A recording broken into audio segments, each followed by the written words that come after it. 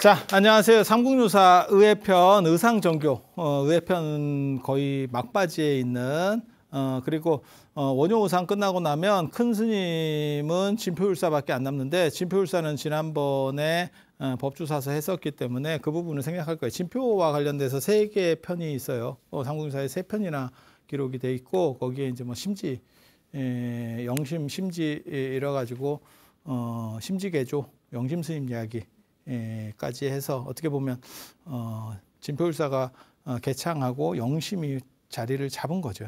영심 스님이 자리를 확 잡는 그런 내용까지. 근데 그런 내용들은 다 3편을 생략할 거기 때문에, 그래서 어떻게 보면 삼국유사의 어떻게 보면 제일 중요한 대미를 장식하는 게 지금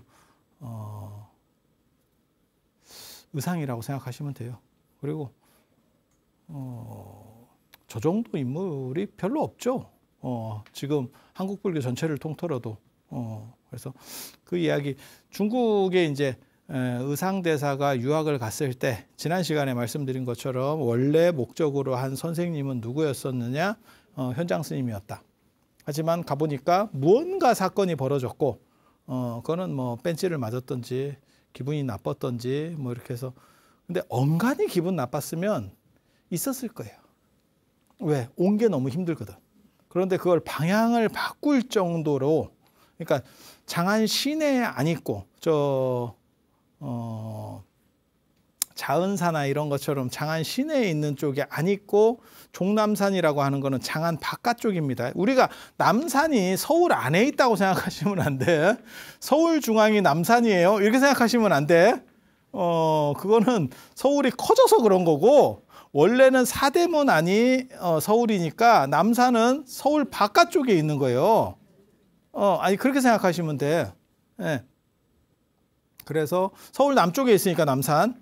그리고 중국 서안에서의 저 종남산은 상당한 거리예요.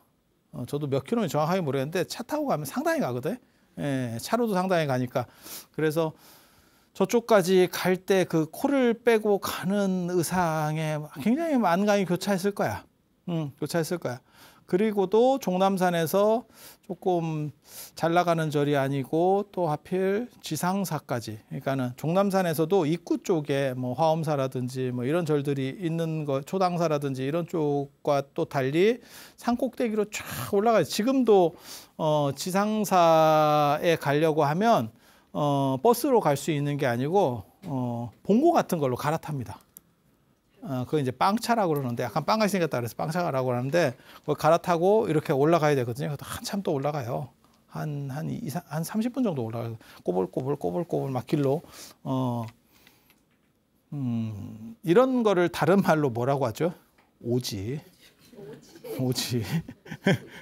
오지에 누가 살고 싶겠어? 공기가 좋으니까 살까? 뭔가 밀려 있었다는 얘기죠. 그런 상황을 잘 이해를 해야 돼. 그 제가 전에 이 지상사, 내가 처음에 갔을 때, 지상사 갔을 때, 지상사가 너무 거지 같다네 이런 소문을 들었거든요. 그래서 제가 갔을 때는 이미 다 중국에서 또 다 밀어가지고 깔끔하게 정비를 어느 정도 이상 해놨고요. 그래서 제가 전에 그 얘기 해드렸었는데, 여기 오는 사람 별로 없다. 여기 진짜 한국인 잘 안 오는 데다. 장안에 가면 장안 코스들이 다 정해져 있어요. 진시황릉 하루 찍고, 그 다음에 자은사랑 소안탑, 대안탑 하루 찍고, 그 다음에 화청지 가서 장안가 한번 보고, 그 다음에 화산을 빠지든지 뭐 이렇게 해서 이렇게 딱 코스들이 다 있거든요. 안 그러면 낙양으로 넘어가든지 이렇게. 그래서 요런 종남산 자체를 안 들어가. 근데 종남산 안에서도 여기는 또 오지야. 그래서 거기 한국 사람도 잘 안 왔을 거다라고 해서 약을 팔고 들어갔더니 한국 비석이 있더라. 한국말 비석이 있더라.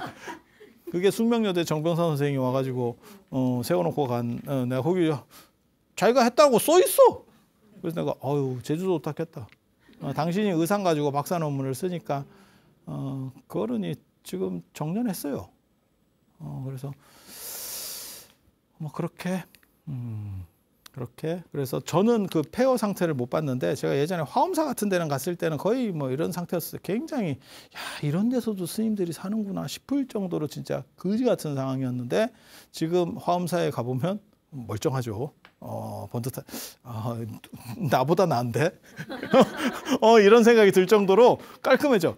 제가 제일 좋아하는 게 어떻게 보면 중국산에서 화산인데, 동태산 화산인데, 그 화산건파가 유명하고 뭐 이러는데, 그 서봉 쪽으로 가면 진짜 절벽이 너무너무 대단해. 와, 이런 석벽이 이런 게 있나? 와, 1km 이상 되는 이 화강암 덩어리가 이렇게 서 있어. 와, 참. 그 웅장한 멋이라는 게 있거든. 그래서 종남산 이런 데는 안 갑니다. 정상적인 사람은 안 가. 그런데 우리 같은 사람은 이제 공부하는 사람이니까 그런 쪽으로 이제 가게 되고, 근데 의상은 왜 갔을까 그런 데를? 사연이 있겠지. 뭔가 사연이 있겠지. 그 사연이 안 쓰여 있을 뿐이지 가슴 아픈 무언가가 있어요. 안 그러면 시험 봐서 떨어졌으면 대박인데.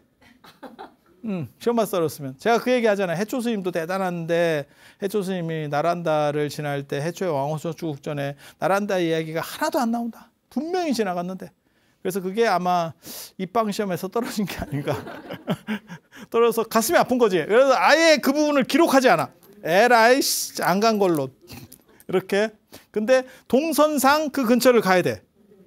그런데 거기를 안 들리면 미친놈이거든. 아니 그렇게 인도까지 가가지고 그 유명한 나란다를 안 간다는 게 말이 돼요? 바로 지나가고 있는데. 코스를 그렇게 잡지를 말든가. 코스 잡아놓고 기록에는 없어. 그래서 그 당시 외국인 특별 전형이 없어서 그래요. 특별 전형을 해줘야 되는데 머리 좋아가지고 될 일이 아니에요. 그 시험 못 10명 중에 한 3명밖에 안 된다라고 거기 쓰여 있어. 기록에 보면. 한 3명밖에 합격을 못하고 나머지는 빠꾸 맞거든. 그래서 외국인 특별 전형 없으면 떨어질 겁니다. 아마. 그래서 제가 그 얘기 했잖아요. 전에도 현장 스님은 거기서 1등 했다니까. 야, 이게 뭔 사람인가 싶을 정도로. 그래서 그렇게 되는 거고, 지상사까지 간 데는 다 숨은 사연이 있었을 거야. 숨은 사연이 있었을 거야. 그리고 가봤더니 거지 같은 데서 아마 거지 같은 데서 수업을 하고 있는데 선생님도 찌리하고 학생도 일반 재가행까지 막 썩어가지고 스님들만 하는 것도 아니고 잘 나가는 사람이 하면 스님들만 갖고 다 하겠지.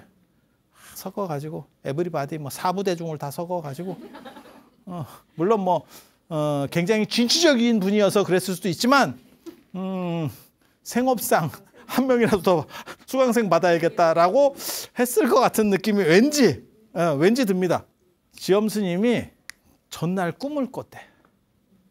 전날 꿈을 꿨는데 해동에서 우리나라에서 이 한반도에서 나무가 거대한 나무가 중국으로 적현신주라고 하는 게 중국이거든요.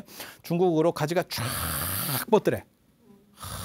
아주 이게 뭔가 싶어서 그 나무에 올라가 봤더니 거기에 봉황 둥지가 있더래. 그리고 그 안에 봉황 알이 있는 게 아니고 마니주가 있대. 마니주가 뭐냐면 부처님 사리가 세상이 사라질 때 마니주로 바뀌어요. 그냥 그렇대. 그냥 따지지 마. 마니주로 바뀌어. 그리고 이 마니주가 언제 나오냐면 온마니 반매음에서 오 연꽃 속의 마니주예요. 온 마니. 예. 반매가 연꽃이거든. 파드매. 예.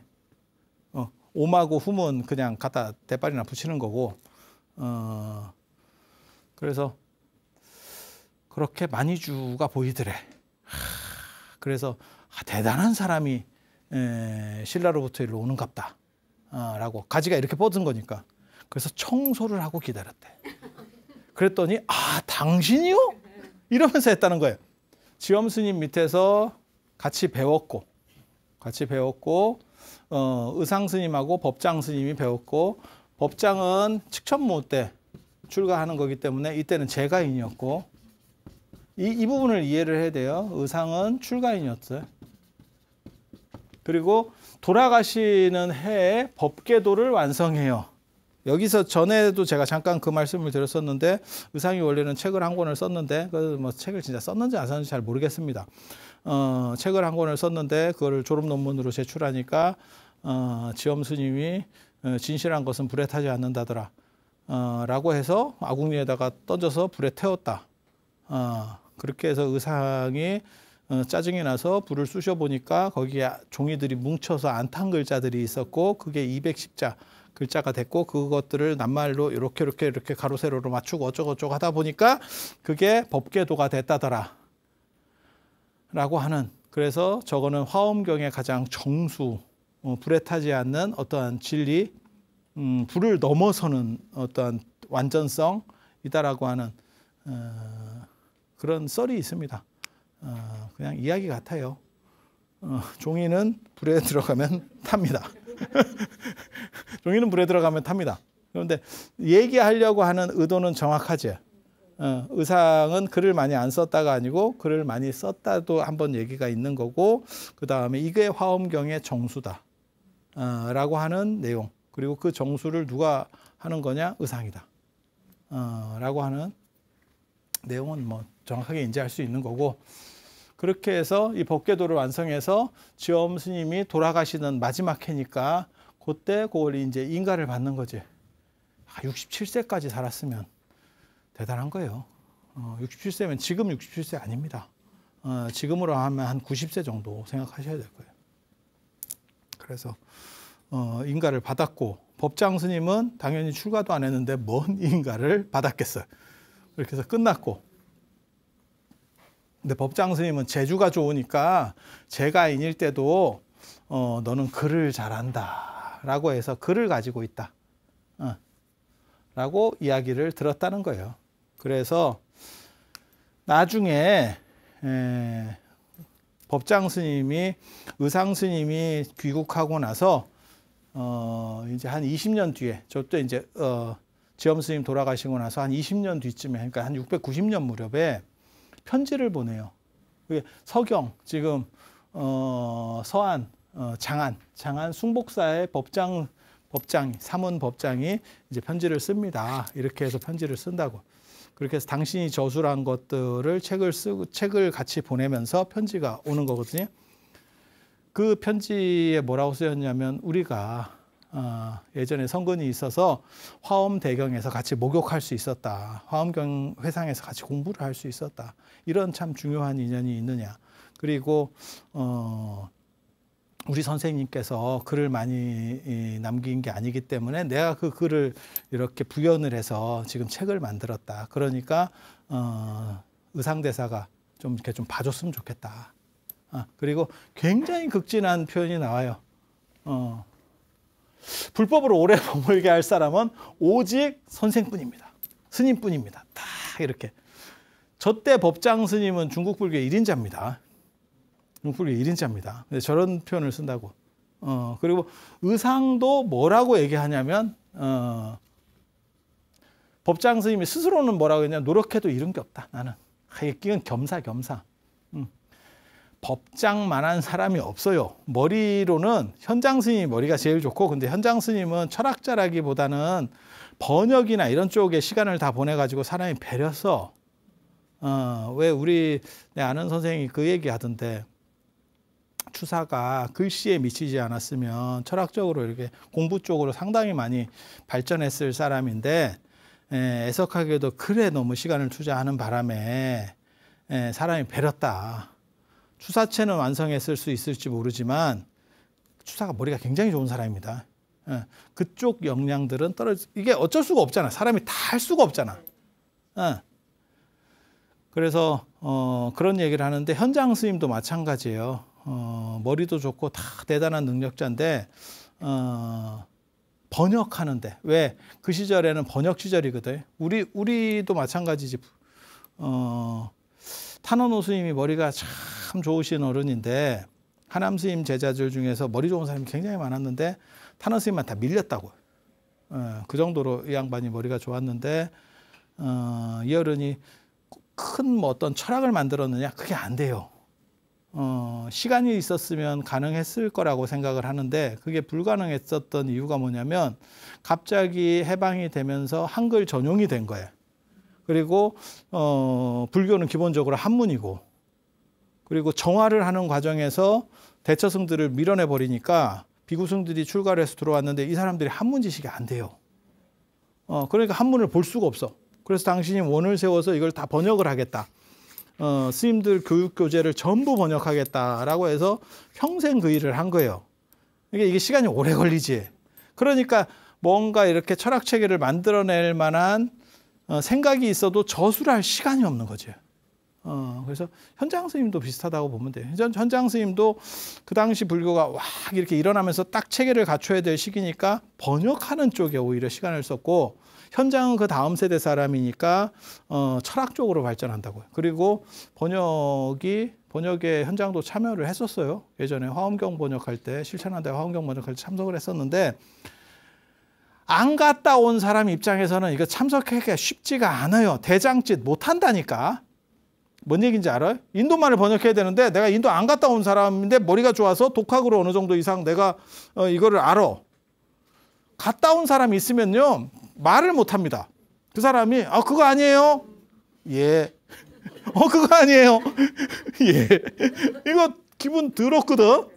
현장 스님은 중국인이지만 가서 인도 사람 그 나란다에서도 1등을 했기 때문에 게일왕의 무차 대회에서도 1등을 했기 때문에 인도 사람들을 싸대기를 때리면서 가르칠 수 있는 거야. 인도 사람이 와 있어도 문제가 없어. 그런데 법장 스님 입장에서는 한계죠. 그러니까 뭘로 가야 돼? 철학으로 가야죠. 어떻게 이해하느냐 쪽으로 가는 거야. 그러니까 사람들을 생각할 때 이게 공부할 때 제일 중요한 게 뭐냐면 그 사람은 왜 그 선택을 했는가에 대해서 단순히 그 선택이 옳다가 아니고 그 사람이 그 선택을 할 수밖에 없다라는 부분들에 대해서 고려를 해야 돼. 네. 그래서 법장은 번역 문제가 아니고 이제 그 안에 내용 문제로다가 그러니까 주석에 대한 문제로다가 바뀐다고. 그러니까 철학자가 될 수 있는 성향이 열린 거고. 그래서 글들을 많이 쓰고 화엄종이 이렇게 탁 틀을 갖추는 데 있어서 가장 결정적인 역할을 하는 게 법장이에요. 그래서 현수종이라고 한다니까. 현수법장의 이름을 따서 송나라 때까지도 현수종이라고 그랬어요. 현수종이라고 그랬어요. 네. 그래서 현수종 밑에 또 의상이 들어가기도 그렇잖아요. 그러니까 한국 화엄종은 약간의 독립성이 계속 유지가 될 수밖에 없는 거예요. 네. 그래서 탐연기 같은 책들을 보내주는데 여러 책들을 보냈는데 탐연기가 가장 대표적인 책인데 이건 다 완질이 아니었었어. 그래서 일부 앞에 쓴 것까지만 보내줬거든. 그렇게 하니까 의상대사가 자기 제자인 진정, 상원, 양원, 표은한테 주면서 한 5권씩 또 너네가 좀 연구해봐 이러면서 당신도 읽었대. 그렇게 하고 뭐라고 얘기하냐면 나의 지식을 넓혀주는 거는 법장이고 장공이고 법장이고 그 다음에 나를 깨우쳐주는 거는 너네들이다. 너네를 가르치면서 내가 교학상장이라고 가르치면서 얻는 것도 있어요. 저도 이 붓다로도 이거 삼국유사 하면서 삼국유사를 제대로 보지. 제대로 보지. 그 전에 안 봤습니까? 봤지. 하지만 이렇게 하는 거하고 또 상황이 달라요. 제가 삼국유사 수업도 여러 번 했었어요. 수업도 여러 번 듣기도 하고 수업도 여러 번 했었어. 하지만 지금같이 성의껏 이렇게 생각하는 경우가 없어. 왜? 수업을 하더라도 하는 데만 하지 우리는 탑상편만 했었어요. 탑상편만. 그러니까 전체를 다 하진 않아. 전체 다 할 학기가 안 돼. 정확하게 말하면. 그래서 이렇게 가르치는 과정에서 배우는 것도 있거든요.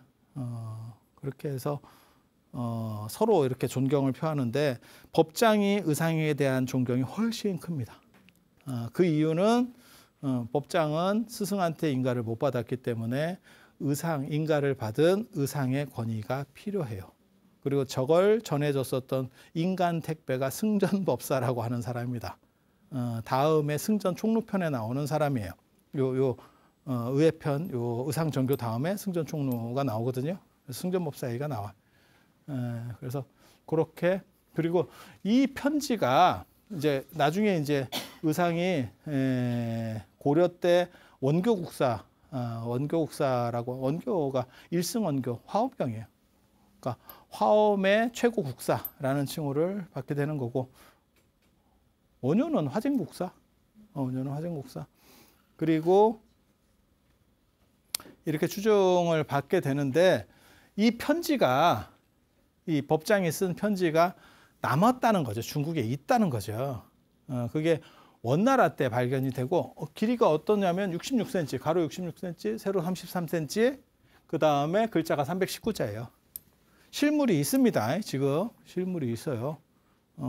그렇게 해서 원나라 때 저게 드러나기 시작했다는 거고, 송나라 때 누군가가 가지고 갔고, 신라에 있어야 될 물건을 누군가가 가지고 갔고, 그걸 가지고 갔을 걸로 추정하는 그 유력한 범인은 대각국사 의천입니다. 대각국사 의천. 이게 심증은 있는데 물증은 없어. 근데 법장 스님의 편지면 이거는 돈으로 따질 수 없는 엄청난 가치를 가지고 있는 거거든요. 내용은 알고 있어요. 왜냐하면 삼국유사에도 나오고 그 다음에 원종물류에도 나오거든요. 그러니까는 내용은 다 복사해서 전해지는데 실물이 있느냐가 중요한 거죠. 근데 그 실물이 우리나라에서도 엄청난 값어치로, 화엄종에서 최고 값어치로다가 따졌겠죠. 그리고 함부로 보여주지도 않고 잘 보존했었겠죠. 근데 그걸 누가 빼서 중국으로 가지고 간 거예요. 원나라 때 발견됐다는 얘기는 송나라 때 가지고 갔다는 얘기거든요. 그렇게 가지고 갈 수 있을 만큼의 센 사람, 화엄종 출신의 승려이면서 중국에 유학을 가고, 그 다음에 신분이 높아야 되고 세야 되고, 누구냐? 문종의 넷째 아들 대각국사 의천일 걸로 추정을 하고 있습니다. 그렇게 해서 자랑하러 가지고 갔을 걸로 추정해요. 너네 나라에서 그렇게 대단한 스님이 우리나라 스님한테 이렇게 공손하게 글을 쓰더라, 이런 거를 보여주려고 자랑질을 하다가 놓고 왔지. 놓고 왔던지 누구한테 줬던지, 제 생각에는 정원법사한테 준 게 아닌가라는 생각을 하는데, 다 심증만 있어. 그 당시 중국 불교에서 화엄으로 제일 이름을 떨쳤던 게 정원법사거든요. 그래서 대각국사가 정원법사를 만나는 얘기가 나오거든요. 그래서 거기 이제 하고 뭐 이렇게 얘기하는 대목들이 나오는데, 그때 정원법사를 보고 싶어 했어. 그래서 당신이 이제 만나기도 하고 이렇게 되는데, 그때 이제 선물로 준 게 아닌가. 그거는 직무유기, 어떻게 보면 이거 법으로 걸리는데, 문화재 보호법 이런 걸로 외국 반출해가지고 자기가 사적으로, 자기 물건도 아닌데 좀 문제가 있는 행동이죠. 그리고 그게 원나라 때 이제 이게 하고, 그래서 한 17명 이상 돌았대요. 그러니까 대를 내려가면서 주인이 바뀌는 거야. 권력자들에 의해서 쫙 수집이 되다가 어디까지 오냐면, 이 편지 얘기를 보면 걸륭제, 청나라 때 강희제, 강희, 옹정, 걸륭이거든요. 이 걸륭제의 장남이 성친왕이야. 이 양반이 이제 땡긴 거예요. 수집을 했지. 그리고 그게 나중에 청나라가 무너지면서 대만에 돈 있는 사람한테 넘어가요. 문화재라는 게 원래 다 돈 있는 사람한테. 그래서 여러분들도 집에 문화재 몇 개씩 있잖아. 돈 있는 사람들은 집에 문화재가 다 있어. 그럼 뭐 그거 몇 개 없는 사람이 있어. 그렇게. 그래서 대만으로 넘어갔고, 현대 얘기예요. 현대 얘기. 그게 다시 일본으로 넘어가죠. 그래서 일본의 천리교회, 천리대학에 지금 보존이 돼 있어요. 그래서 그런 역사들을 알 수 있는 이야기가 되는 거고, 그 다음에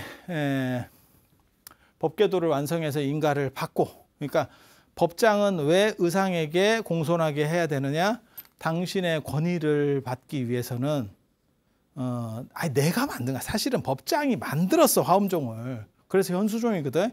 근데 차마 내가 만들었다고 말을 못 하는 거야. 너무 사이비 같은 거야. 그래서 우리 선생님이 이렇게 했는데 내가 이걸 부연했어, 이걸 하는 거예요. 그래서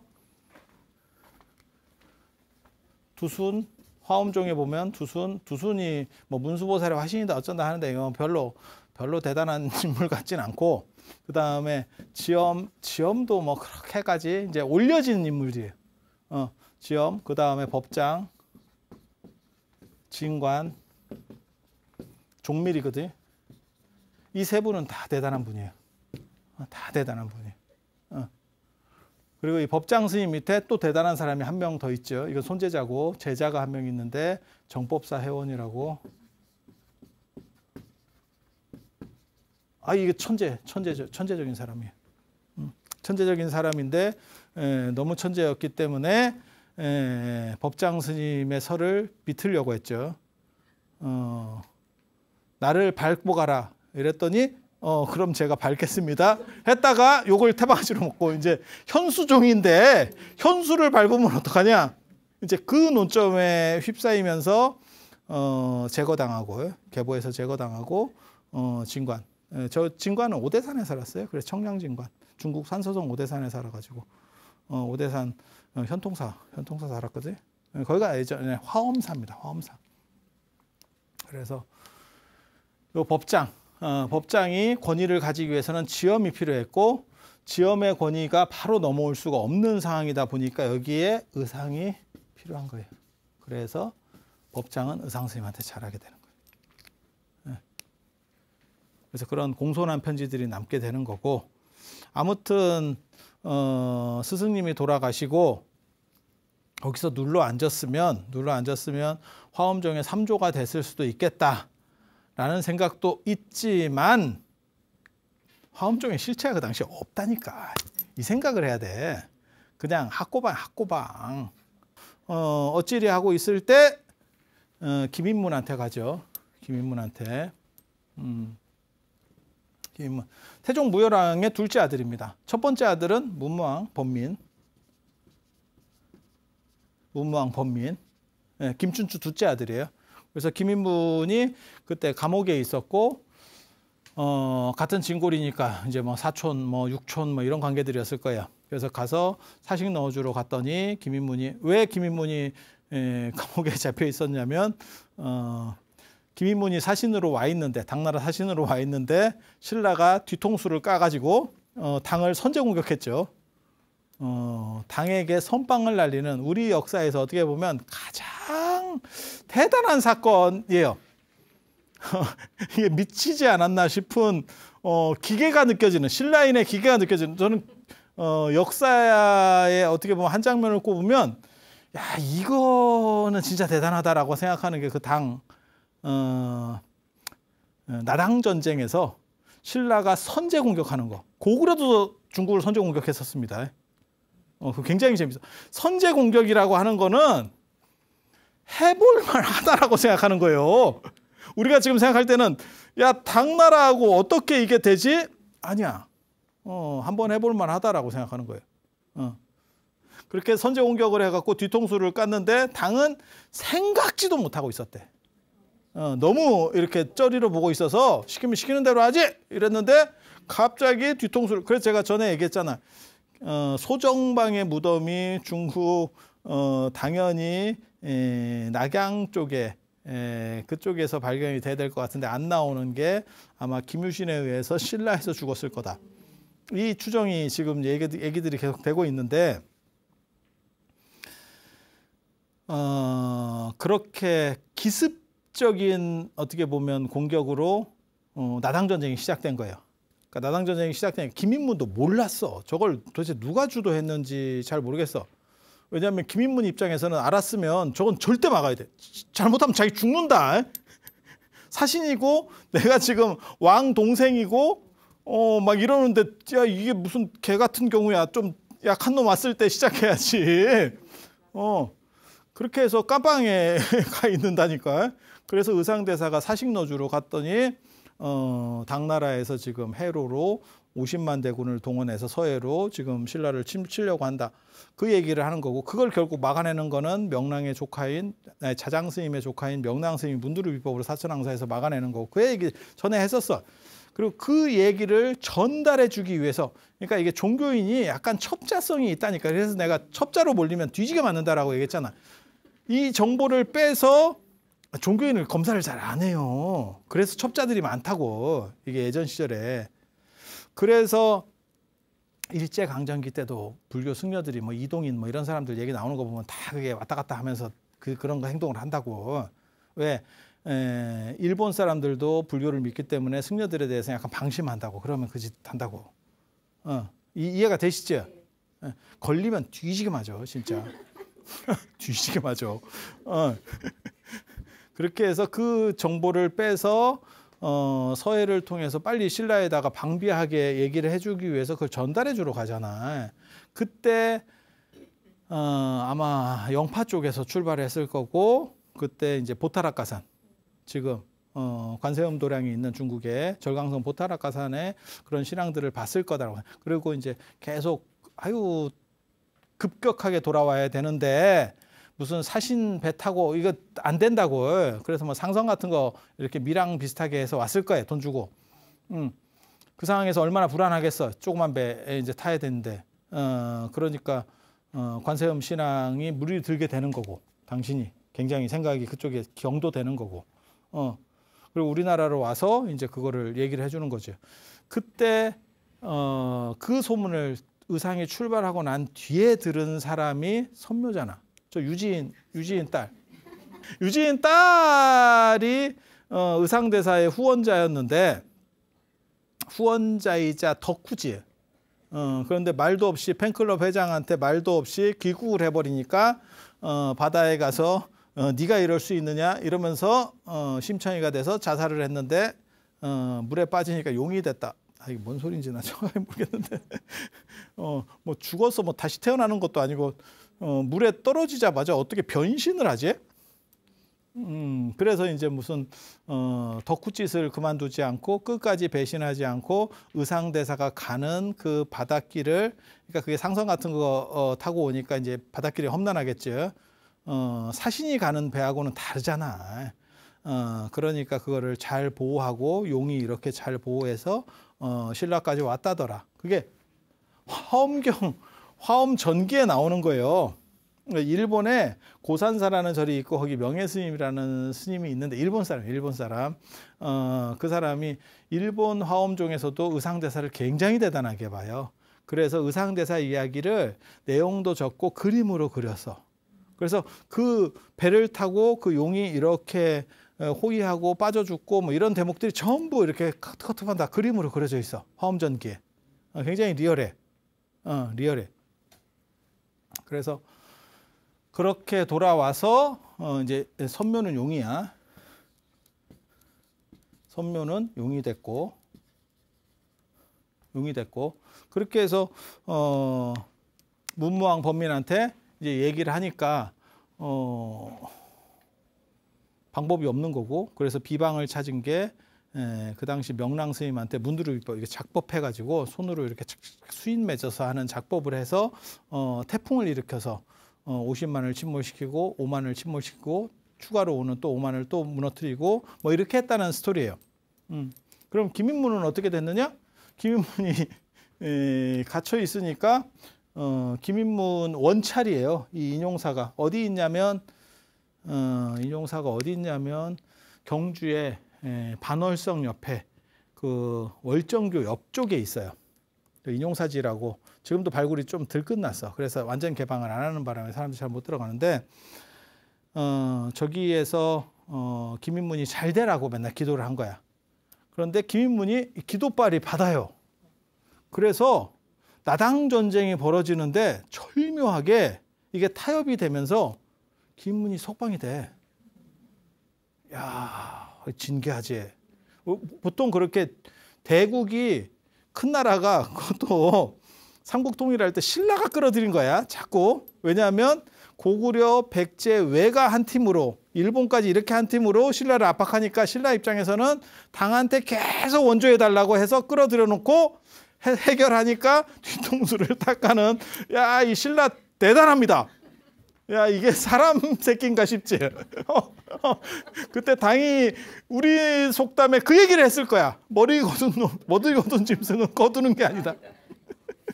아니, 지네가 도와달라 그래서 우리 참전했는데 이긴 것만 해도 되잖아. 너네 거는 됐고 우리 거 조금 더 늘릴게 이랬더니 그렇게는 안 되고 이러면서 고개 밤길을 조심해라. 소정방 밤길을 조심해라. 그렇게 해서 그런 상황에서 왕의 동생이 외교관으로 들어갔다가 잡혔는데 그 살아나기가 어려워요. 그런데 저게 또 기적적인 타협이 되면서 풀려나요. 야, 영험하지. 풀려난 것도 야 대단한데 오는 과정에서 죽어요. 오는 과정에 죽어. 뭐 스트레스 때문에 죽었는지 뭐 어쩐지 모르겠는데 아니면 보냈나 싶기도 하고 오지 못하게 해라. 누군가 저 오지 못하게 해라. 피곤하다. 이랬을 수도 있고 몰라 추정을 여러 가지 해볼 수 있는데 아무튼 오는 과정에 죽어. 그래서 여기가 아미타도량으로 바뀌어요. 김인문이 극락에 왕생하기를 바라는 아미타도량으로 바꿔줘. 그런 사연들이 있어요. 그래서 돌아와서 얘기를 해서 아무튼 의상대사의 첩보로 인해서 신라가 방비를 하게 되고 결국은 신라가 지금 한반도 남쪽의 통일들을 이뤄내잖아요. 그렇지만 저게 의상대사가 주체적으로 저거를 뭔가 방안을 한 것도 아니고 자장하고는 달라요. 자장은 당나라 황실의 지원을 받아서 돌아왔던 사람이고, 그러니까 쉽게 말해서 인기가 있었던 사람이고, 의상은 종남산 지상사라고 하는 그 당시에 보면 진짜 듣보잡 수학하고 온 거야. 그러니까 미국에 유학 가서 굉장히 고생했는데 어디 이상한데 어디 이렇게 듣도 보도 못한 대학, 뭐 아이비리그 이런 애가 아니고 어디 원래 우리나라에서 졸업하는 게 더 어려울 것 같은데 막 이런 생각이 드는 이런 데를 졸업하고 온 거야. 그러니까 황실의 권위도 안 되고 불교적 권위도 사실 잘 안 되고 의상이 약간 애매한 포지션. 그러면서 의상은 이제 밖으로 돌게 되는 신분이 높은데도 불구하고 밖으로 돌게 되는 그리고 의상이 성격적으로도 문제가 있어. 그래서 왕이 성을 이렇게 도성을 그 성곽들을 정비를 하고 전쟁이 끝났어도 이게 잘 안 되거든. 또 여차하면 반란이 일어날 수도 있으니까 성곽들을 정비하고 우리도 임진왜란 끝나고 병자호란 끝나고 다 산성 이런 거 정비하거든요. 한 번도 안 쓰고 끝났죠. 그 뒤로는 전쟁 안 났잖아. 그래서 정비들을 하고 이러는데 그때 의상이 했었다는 얘기가 아주 재밌는 얘기죠. 그 문무왕한테 했었다는 얘기가 백성의 마음을 잘 얻으면 성이 필요가 없고 그런데다가 이렇게 일부러 할 필요 없고 야 그게 지금 전쟁을 겪은 왕한테 할 소리냐? 내가 그런 얘기 딱 보면 말은 맞아. 말은 맞아. 정치인한테도 마찬가지지. 국민의 신임을 얻는 게 중요하지. 정당 안에서 힘을 가지는 게 중요합니까? 그러면 지 위치가 없어지는데. 그럼 말이 돼? 아니 말은 맞아. 근데 저렇게 얘기한다는 얘기는 뭐냐면 왕이 별로 안 좋아했겠다. 왕 별로 안 좋아했겠다. 그래서 왕과의도 관계도 약간 이런 것 같고 그다음에 중국의 권위도 중국 자장은 중국 당나라 황제 당태종과 당고종 이치의 권위가 들어와 있는 사람인데 이 사람은 이것도 없고 그러니까 약간 사이드로 이렇게 도는 그런 모습들이 살펴집니다. 그 이야기를 다음 시간에 해드릴 수 있도록 그렇게 하겠습니다. 자, 들어서 감사합니다. 감사합니다.